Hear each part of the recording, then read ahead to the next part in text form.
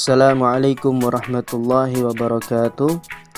Nama saya Dwi Oktorianto, guru PAI SMA Yadika 12 sekaligus mahasiswa PPG PAI dalam jabatan batch 3 tahun 2022 di UIN Maulana Malik Ibrahim Malang. Berikut adalah video PPL ketiga.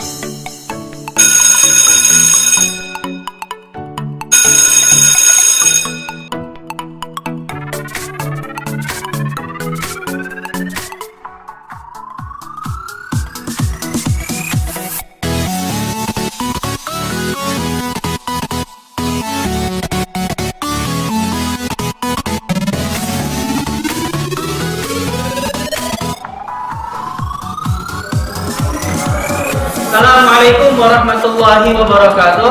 Waalaikumsalam warahmatullahi wabarakatuh. Alhamdulillah ala ni'amillah wassalatu wassalamu ala rasulillah sayyidina wa maulana Muhammad ibni Abdillah wa ala alihi wa sahbihi wa man walah, amma ba'du. Kita bersyukur kepada Allah Subhanahu wa taala telah memberikan izin kepada kita semua untuk dapat mengikuti pembelajaran. Mudah-mudahan kita semua dapat mendapatkan manfaat dari apa yang nanti akan kita pelajari. Amin ya robbal. Baik, mari kita menyiapkan diri kita dengan memberikan semangat kepada diri kita sendiri. Mari kita tepuk semangat. Tepuk semangat. Semangat.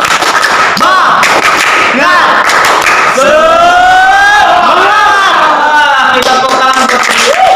Untuk memulai pembelajaran kita pada hari ini, marilah kita memulai pembelajaran dengan pembacaan doa. Kita bacakan surat Al-Fatihah bersama-sama. Ala hadhihi niyah wa ala kulli niyatin sholihah wa ila hadratin Nabi Muhammadin sallallahu alaihi wasallam. Al-Fatihah. A'udzu billahi minasy syaithanir rajim. Bismillahirrahmanirrahim.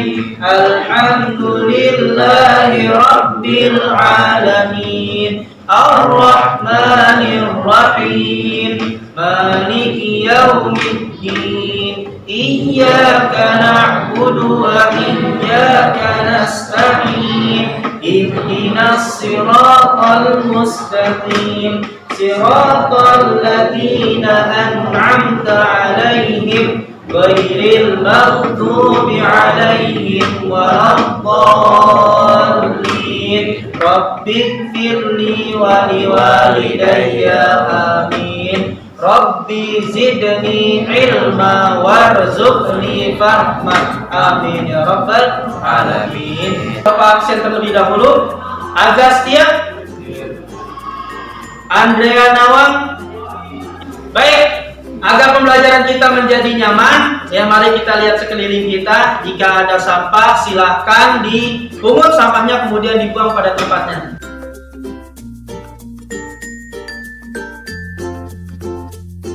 Sebelum memulai pembelajaran kita pada hari ini, saya ingin mengaitkan terlebih dahulu pembelajaran pada pertemuan sebelumnya. Ya, apa sih yang telah kita pelajari pada pertemuan sebelumnya? Ada yang ingin mengungkapkan?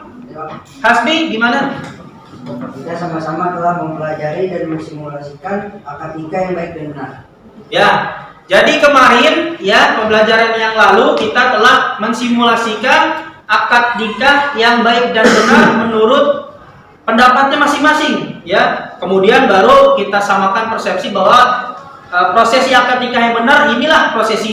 Untuk tujuan pembelajaran bisa dilihat di PowerPoint ya. Kemudian untuk langkah-langkah pembelajarannya, yaitu kita yang pertama nanti kita cari permasalahan yang ada mengenai hukum Islam di hukum pernikahan di Indonesia ya, karena ada kompilasi hukum Islam di Indonesia itu ada khusus perkawinan, nanti ada permasalahannya. Kemudian kita analisis ya, kita samakan dengan syariat, sesuai tidak sih dengan syariat, ada yang bertentangan atau tidak, nanti semua berargumentasi ya. Kemudian setelah sudah kita menyajikan argumentasi kita masing-masing, maka kita akan mensimulasikan ya secara seluruhnya, ikut berpartisipasi untuk mensimulasikan akad nikah yang baik dan benar, sebagaimana di pelajaran yang lalu kita telah sama-sama simpulkan bahwa yang baik yang benar adalah yang kemarin telah disepakati. Ya, jadi langsung kita akan simulasikan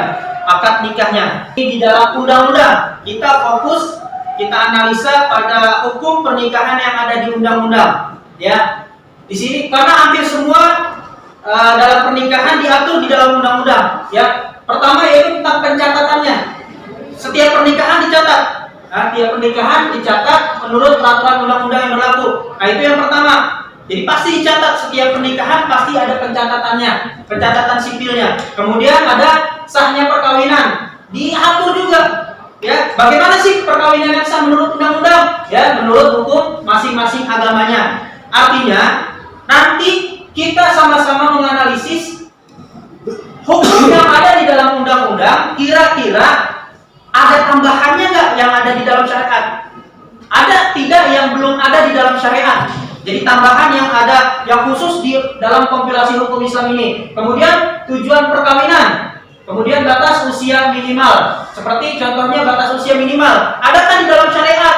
Atau jangan-jangan tambahan di kompilasi hukum Islam dalam perkawinan ini, gitu. Ya, di kertas ini sudah ada permasalahan yang nanti akan kita bahas. Nah, sebelumnya mari kita duduk per kelompok sebagaimana biasa. Kelompoknya juga sudah dibagikan. Silahkan duduk pada kelompoknya masing-masing.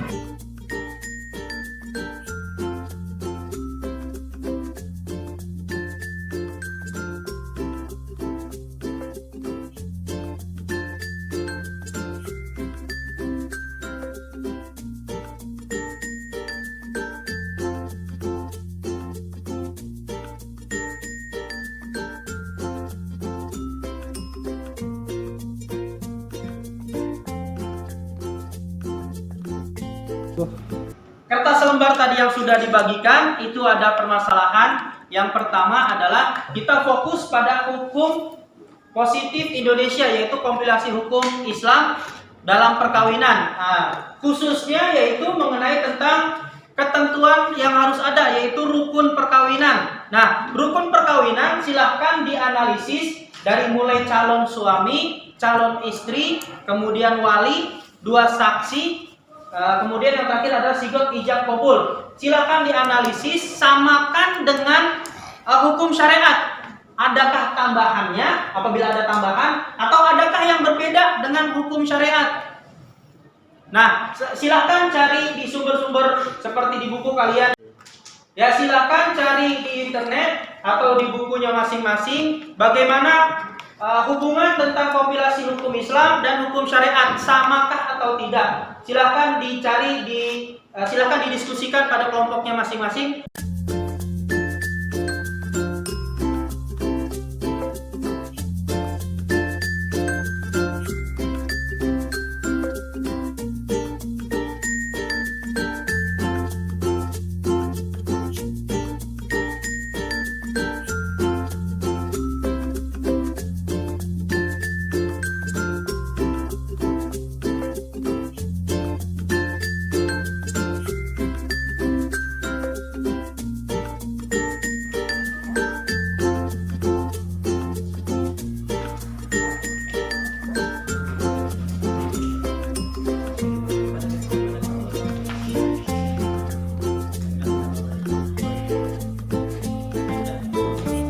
Ya, baik, mari kita presentasikan hasil dari diskusi kelompoknya masing-masing, baik itu dari calon suami, calon istri menurut KHI ataupun wali, dua orang saksi, dan juga sigot ijab kabul menurut KHI dan syariat Islam. Silahkan dari kelompok satu terlebih dahulu.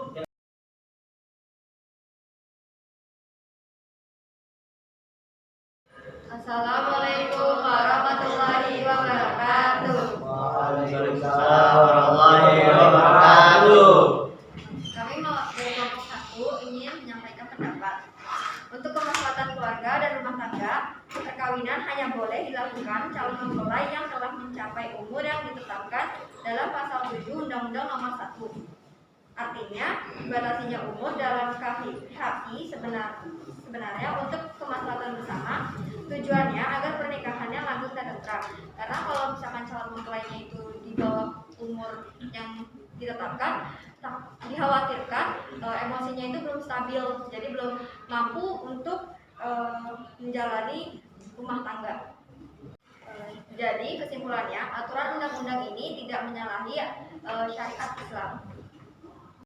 Menurut kelompok kami, untuk wali sama dengan syariat Islam. Artinya tidak ada perbedaan atau tambahan aturan.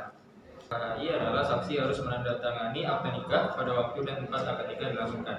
Nah, untuk ijab kabulnya, dalam KHI boleh diwakilkan sebagaimana dalam syariat adanya taukil terhadap suatu hak. Simpulkan ya pembahasan permasalahan yang tadi kita telah bahas, kita diskusikan, yaitu pertama, apakah calon wali, calon mempelai pria dan mempelai perempuan itu ada saksinya? Kalau dalam syariat Islam, maka tidak dibatasi umurnya. Dibatasi itu hanya pada ketika mereka sudah balik. Tetapi ada pembatasan umur pada KHI, yaitu bagi laki-laki itu 21 tahun harus ada izin, atau 19 tahun maka sudah boleh untuk menikah. Itu dalam KHI. Sementara dalam syariat Islam itu sama sekali tidak ada aturan itu. Apakah menyalahi? Nah, tadi kita semua sudah bahas, maka sama sekali tidak menyalahi. Bahkan untuk membuat maslahat kita semua. Artinya aturan itu dibuat dengan tujuan untuk memberikan maslahat bagi kita semua yang ingin melangsungkan akad nikah. Gitu. Kemudian ada lagi tambahan. Bagi saksi harus ada pencatatan. Jadi saksi itu harus menandatangani akta nikah, ya, yang nanti akan dilaporkan di kantor urusan agama. Nah, gitu. Kemudian tadi lagi ada masalah pembahasan ijab kabul itu boleh ditaukil di dalam KHI. Nah, apakah sepakat dengan syariat Islam? Kesimpulannya tadi sudah kita simpulkan bahwa sepakat, artinya di dalam syariat Islam juga ada yang namanya taukil, artinya seseorang itu boleh mewakili seseorang. Marilah kita sama-sama memperhatikan video yang akan saya tayangkan.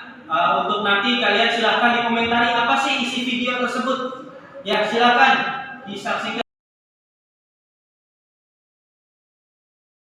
Dari video tersebut, saya ingin menyimpulkan bahwa selain dalam keadaan normal, akad nikah juga terkadang berlangsung pada keadaan yang tidak normal, seperti calon pengantin yang fisik, sehingga perlu penanganan khusus. Untuk selanjutnya, kita semua akan berdiskusi, ya, satu kelas kita akan berdiskusi untuk melakukan prosesi akad nikah yang pada minggu kemarin telah kita simpulkan bahwa itu adalah prosesi akad nikah yang benar dan kita akan lakukan simulasinya.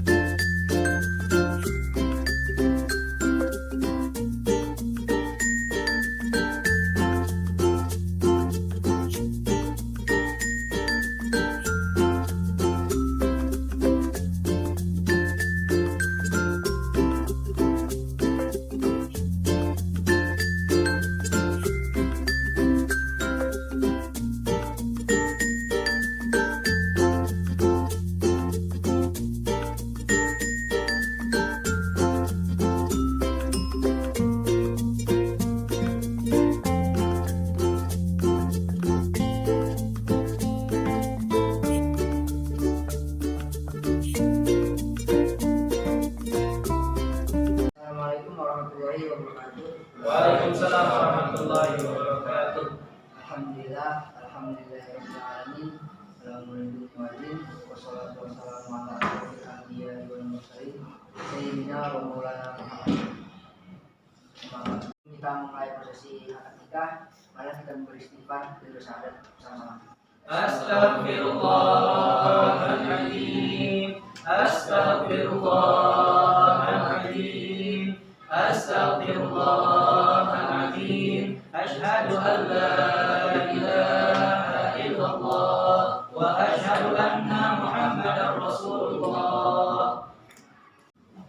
Saya nikahkan engkau, Nafis Aulia Arifin, dengan putri saya, Anisya Ena Triasinta binti Agastya, dengan mas kawin 100 gram emas dan seperangkat alat sholat dibayar tunai. Saya terima nikah dan kawinnya Ananda Anisya Endah Triasinta binti Agastya dengan mas kawin emas 100 gram dibayar tunai. Sah. Sah. Saya Pak. Ya, silakan.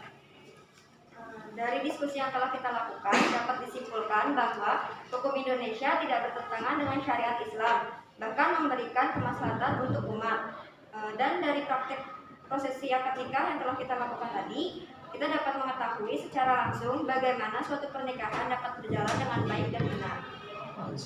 Baik, kemudian silahkan kalian mengerjakan resuman apa yang kita dapati pada hari ini. Dilanjut untuk mengerjakan soal yang telah dikirim di Google Form. Silahkan untuk menjawab dan meresum.